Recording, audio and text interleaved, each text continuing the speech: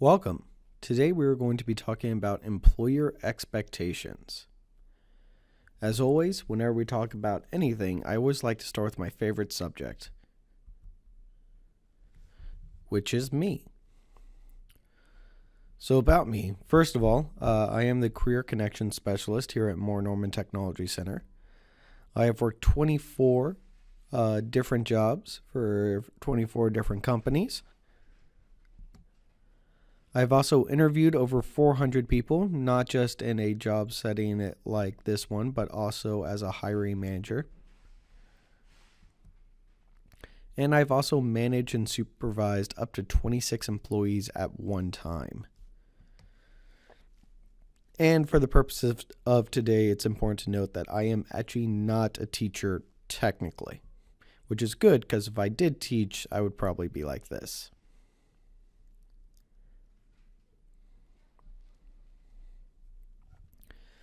All right, so ask yourself, have you ever had a bad teacher? Think of some examples of bad teachers that you've had. And just to be clear, I'm looking for something kind of like this, not something like this.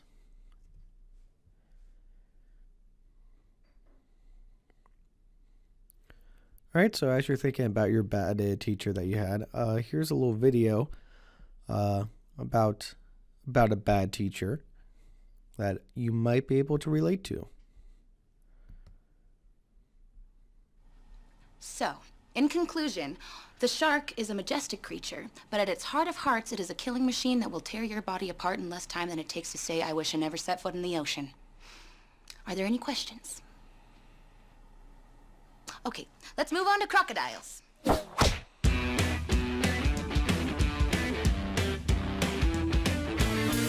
A as in ape, acorn, apple. Wait, okay, nap time, everybody. Wake me up in 2 hours. Is that your mom? She looks a little thin to be your mom. Okay, Sally. Thank you. Now, does anyone have anything for show and tell that isn't incredibly boring? No? Okay, go to sleep then. Apple. Have I been pronouncing that wrong my whole life? Oh no, I forgot my lunch. Hey, Johnny, is that a roast beef sandwich you got there? How would you like to get an A in this class? Remember, my ears don't hear complaining. Did anyone watch The Bachelor last night? I will tell you about it in detail.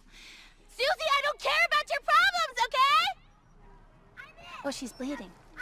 And for story time today, we'll be reading Twilight. I could have sworn that you called it an apple, but there's an A in it. Based on a true story. Listen up, girls. Terry has been a joy to have in class, easily one of the smartest girls in the group. Terry's a boy. Terry the boy. The No Child Left Behind Act is flawless. Apple. It's Apple for sure. He is average. Just slightly below.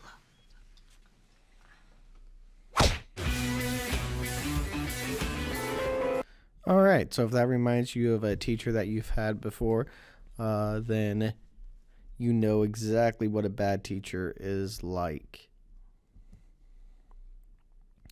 So, what kind of traits do bad teachers have? Take a few minutes and jot down some of the different traits that come to mind whenever you think of bad teachers.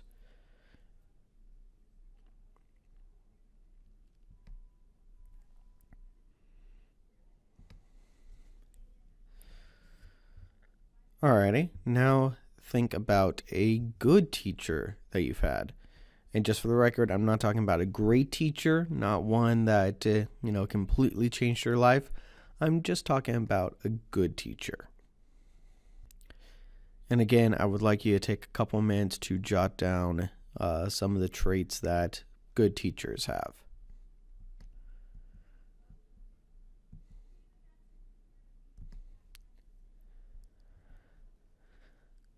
All right, and so after you've gotten done jotting down your list, that list should look fairly familiar. should most likely consist of a couple different categories of things.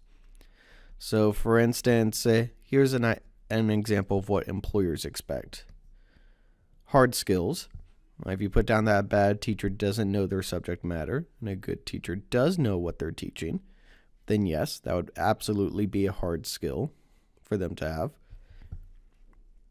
But also consist of other things that are called soft skills. So if you put down that a bad teacher is late and a good teacher is on time, or a bad teacher has a really bad attitude, but a good teacher has a really positive attitude, or this, that, or the other, then most likely those are soft skills that you're talking about. So employers expect soft skills. So let's talk about each one of these. Let's talk about time management. When it comes to being a teacher or an employee in general, time management can be very important. And to help demonstrate this, there's this video that we're going to watch that's about a day in the life of a teacher. It is a fairly long video, and so in order to get through it a little bit faster, we're going to go ahead and we're going to watch it at twice the speed. Good morning, everyone. I just kind of wanted to share with you a day in the life of a teacher and what I do here at my school as a 5th grade teacher. So the first thing that I do is I usually come in at about 8 a.m. On Tuesdays and Thursdays, I'm a running coach for kind of like a running club called Girls on the Run. So today's Wednesday, which means I don't have it, so I have about an hour to just prepare. It's also picture day, so usually I don't come with any makeup on. The first thing that I do is I check a few emails and I prepare just kind of look over my lesson plan to make sure I know what I'm teaching and what's going to happen.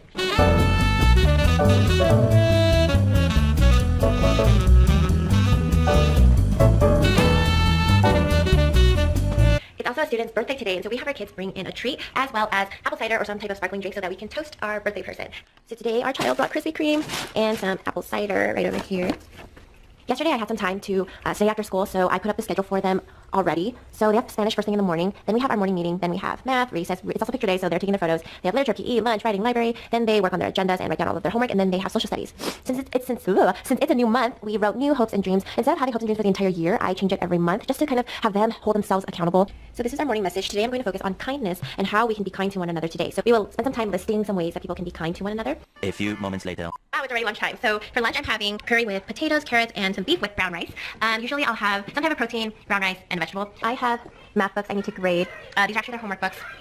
And afternoons are great for me because they have a lot of specialists. So at my school, the kids always have like art or music or library for 45 minutes on different days. So today they have writing with another teacher, then they have library, then they have social studies. So homework is worth 2 points, and if it's late, then I take off 1 point. The point of them doing homework is just to practice their classwork. So I don't want it to be worth a lot. And a lot of my kids are very accountable to themselves, and if they need help, then the next day they'll come to me and tell me that they didn't understand it. Then during recess or sometime in the day, I'll work on it with them, and then they'll get the full points. Because I do it based on a completion grade, not so much on how many problems they got right, but it's more so did they try. And I know my students enough to where I know if they just put random answers or if they really tried. And that's how they show their work on everything. So during my lunch break, I'm also looking over my Girls on the Run curriculum. So we are now on lesson 4, and we're talking about self-talk and just encouraging the girls to not engage in any negative self-talk. We did a mindfulness activity where they write what they feel like these words mean to them. I kind of went over what the definitions of the words are, and then I wanted them to personalize it. So we went around and made sure every kid got to every word and just kind of wrote what they think it means. So for creativity, someone put unique. It means that you can be yourself, creativity, and to think of your own idea. That is not a sentence. Persistence, keep going. Don't be lazy. Do it. Did I mention they're in 5th grade? Yeah. Oftentimes for math lessons, I'll make an anchor chart. So this was a lesson from Monday, and it was commutative property, identity property, associative property, and distributive property. I didn't put zero property because it was fairly easy for the kids just to hear it, but my kids really enjoy visual aids. I also put this class expectations list up because on the first week of school, I just kind of gauged how they were treating one another. Then I decided we need to talk about it. We need to talk about how we are to act in class and how we can all succeed. So our school is Crestview, so I named it Crest and just kind of went over the words with them. This week, on Friday, we have professional development. So on Friday, we have staff development day, so the kids don't come to school. So tomorrow is actually like our Friday, and so the kids will pick their new seats. I have yellow Post-its for my class, and the blue Post-its are for the other 5th grade class that comes into my classroom. So I just draw numbers out of a jar, and they go and select their seats. So literally during my lunch break, I just kind of stay in my classroom, and I check Instagram. Hi, Ellen. And this isn't Instagram. I check Facebook. So my kids are at library, and I'm going to have a snack. This is actually my favorite applesauce. I don't like eating regular applesauce with a spoon, but these pouches make it really easy for me to just get a quick snack in.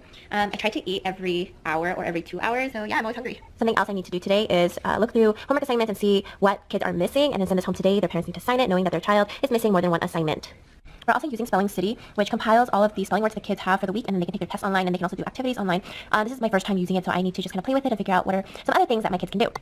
So something that's very common in lower elementary is that they assign jobs to every student for the whole week. Well, in 5th grade, we don't do that, but I really wish I did start it at the beginning of the year because my room is a mess. Like that yoga ball chair, this beanbag chair is all dented. It's just not clean. And I need someone to be responsible for it. And something else that was really messy before were these bins where they keep all of their notebooks like math, grammar, literature, social studies, and writing. They used to just chuck it in, and they would all be backwards, upside down, all these things, and they wouldn't care. So I had to have a talk with my kids of making sure they put everything in the right way. So now they know that Miss Lee is very disturbed by messiness, and they are starting to catch on. But for the first couple of weeks, I did have to tell a few students, like, hey, for this week, can you make sure that all of the books are straight? I try to have quiet time with them every day, except today our schedule doesn't allow it. But during quiet time, I'll use my speakers and we'll listen to music. And then on Fridays, I have students pick a song, and I choose one student to pick a song to play on my playlist. And since tomorrow is basically Friday, we'll do that tomorrow. And that's it. Please subscribe if you haven't already. I'll be posting a lot more on my classroom and teaching, as well as some workout routines and traveling. The perks of being a teacher is that I do get winter break, spring break, and summer break. But the past couple of years, I've worked every summer or I've done summer school. So I haven't decided what I want to do this summer yet. But honestly, teachers need it. We need breaks because it helps really rejuvenate us to not lose our patience with these children who are just so darling. And also I'll probably be posting some cooking videos because I just got a sous vide machine and it makes my meal prep life so much easier. I'll show you next time. If you have any questions, please feel free to comment below and I'll see you later.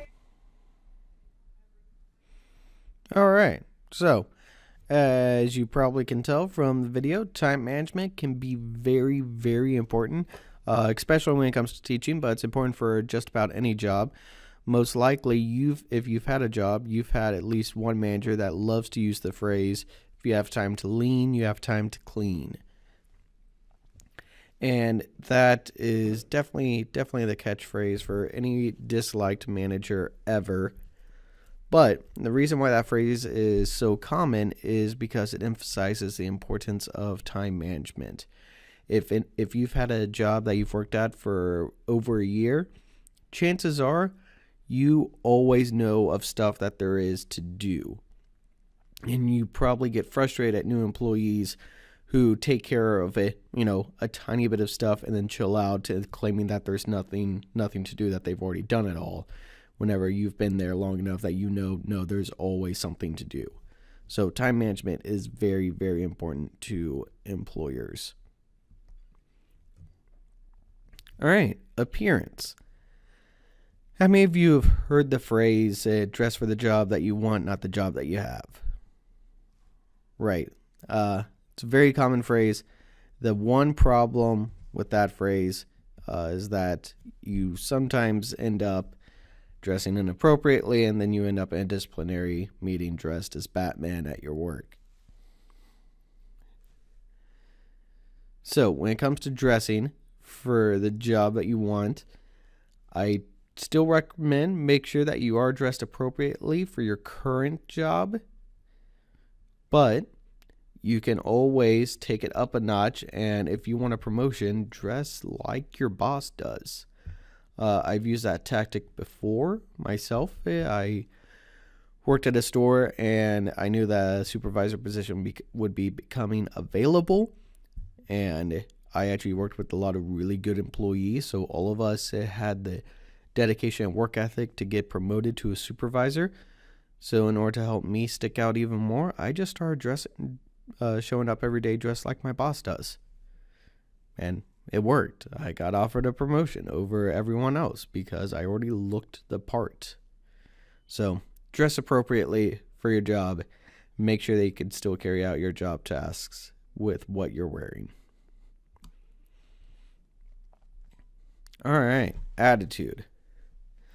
Let me tell you about a person named Stink. Whenever I was a store manager, I had an employee that was named Stink. And I cannot make this up. Stink,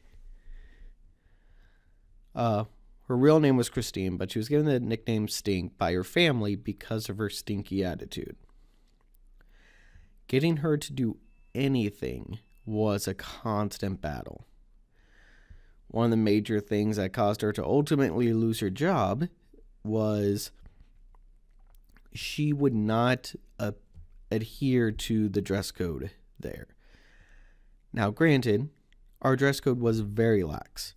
The only dress code requirement that we had is that no matter what you wore that day, you had to wear one of our vests on top of it. That's it. You just had to wear a vest on top of whatever you decide yourself to wear. One day, Regional supervisor came in, saw her not wearing a vest, and told me, Jared, you need to go make her put on her vest. I was like, okay. Right now? Yes, now. Okay, well, enjoy the show. So I walked over to her, and I brought her a vest. I'm like, Stink, I need you to put on your vest. And she said, okay. She took her vest and she set it down in her workstation and then continued working. I said, Stink, no, I need you to put on your vest now. She's like, yeah, I will. No, Stink. Right now, you need to put on your vest. What then followed was a couple minutes of just continued expletives. To which I continued to stand there. I continued to smile at her. And then finally, whenever she got done, I was like, okay, Stink, are you going to put on your vest now? A few more minutes of expletives.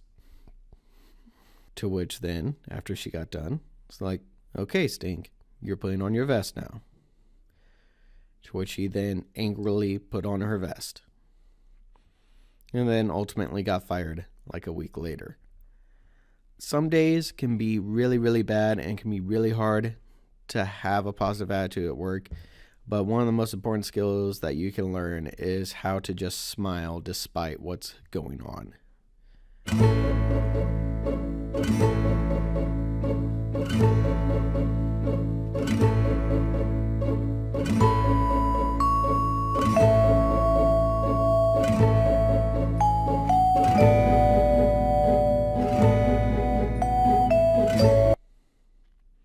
Now Stephen Colbert challenging Herman Cain to a slow smile contest. Great little moment in TV history. Feel free to look it up sometime. All right. So whenever it comes to maintaining a positive attitude, I always try to live my life by the phrase, the difference between a good day and a bad day is perspective. So always try to keep that in mind in order to help you maintain a positive attitude at work. All right, organization. Organization is another thing that employers find important. What do you think of whenever you hear the word organization? Chances are that you think of something very OCD-like, something where everything has its own spot and is color organized or alphabetized or this, that, or the other. That's great if you have that kind of organization, unless you're specifically like doing data management or office filings or this, that, or the other. You probably don't need that level of organization for your employer. Your employer most likely just expects you to not be a monster when it comes to organization.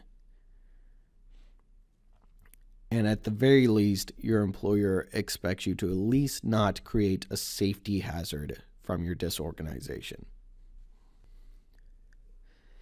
Ultimately, when it comes to organization, you want to be closer to the person on the right than you are the person on the left. I myself, I'm always in flux. Whenever I go and I take on a project, and I've been working on a project for a while, I become a lot more like the person on the left.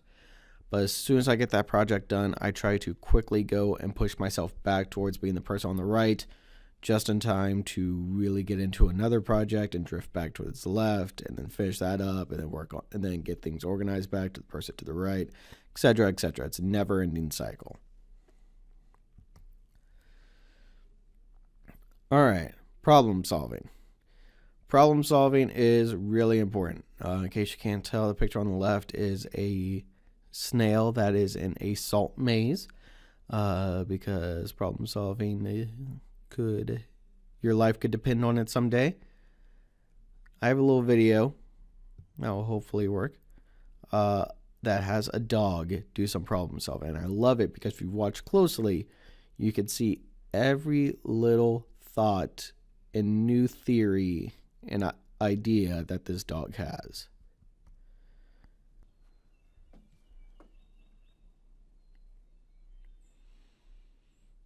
Come on, let's go.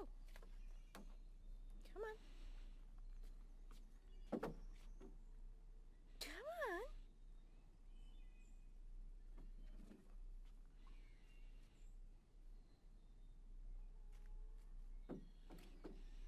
Come on.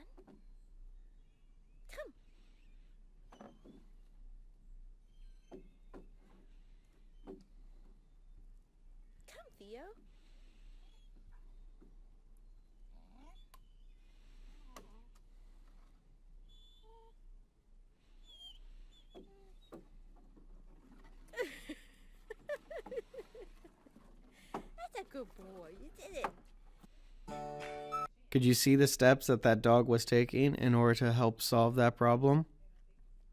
You can see that first he walked up to it, couldn't get past the bridge. Then the human walked through it, and the dog was like, okay, so maybe now we're good now that the humans walked through. Nope, still stuck. Okay, so he goes and it walks back and goes and comes about it from the opposite direction. Nope, that doesn't work. So then he goes and he ducks his head down and he actually starts it aiming low first. That doesn't work. So then he goes and he drags it up high and starts lifting it high. That doesn't quite work. So then he goes and he pulls it away, and as he's pulling it away, one edge of it gets caught, and he was like, oh, wait a second. And then he goes and he tilts it some and is able to get through. I like that video because you can see every little thought that the dog has on how to solve that problem.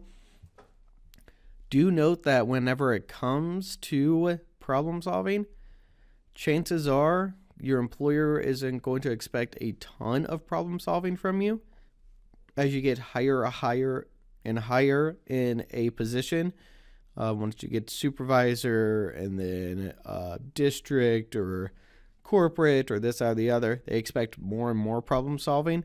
But entry level, they expect you to come to management whenever it comes to any significant problem that there is. But they expect you to at least have some baseline problem solving skills. Like, I have taught at least 16 people how to unclog a toilet with a plunger. Yeah. Fairly confident that probably only 2 of them didn't know how to do it. The rest of them just didn't want to do it. Sadly for them, I tend to be a person like, oh, you don't know how to do something? Okay, well, now it's time to learn. So, problem solving is very important. You just need, at the very least, some baseline problem solving abilities. You don't need to harass your manager over every little thing that comes up. All right, communication. Communication is very important. It's very important to make sure that you're able to effectively communicate with your co-workers and your boss. That way, all of y'all are on the same page, which will help prevent incidents. When it comes to communication, it's just making sure it just helps if you don't use made-up words. Make sure that everyone's talking the same language. That way you can all communicate on the same level. Never expect anyone to correctly understand what you're saying if you're not using words at all. Don't expect someone to know what you're talking about based off your body language or grunts or gestures. Always use your words. In a workplace, always use your words. All right. So, that being said, let's go back and let's talk about the teacher again. What is it that makes a good teacher? What's their hard skills and their soft skills, right?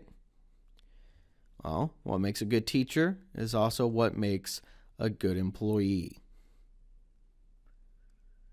All right, so I hope you enjoyed this talking about employer expectations. Feel free to reach out to me if you have any questions. Otherwise, you have a great day.